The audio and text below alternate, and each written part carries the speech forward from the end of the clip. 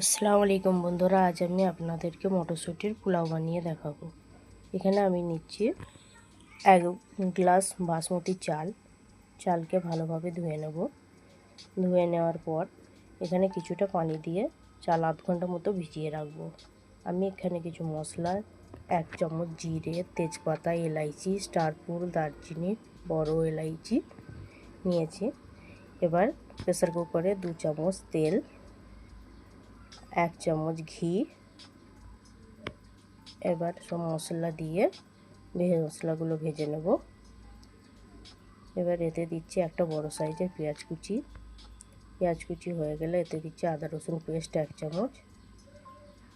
এবারে দিচ্ছি একটা বড় আলু কুচো ভালোভাবে হয়ে গেলে ভাজা। এতে দিচ্ছি 1 বাটি মটরশুঁটি হয়ে গেলে তাতে দিয়ে দিচ্ছি একটা বড় সাইজের টমেটো কুচি দিয়ে কিছুক্ষণ নেড়ে নিয়ে এতে দিচ্ছি 4টে কাঁচা লঙ্কাও হয়ে গেলে দিচ্ছি স্বাদ মতো নুন দেওয়ার পর কিছুক্ষণ পর দিয়ে দিচ্ছি ভেজানো চালকে ভালোভাবে নেড়ে নেওয়ার পর তাতে দিয়ে দিচ্ছি 2 গ্লাস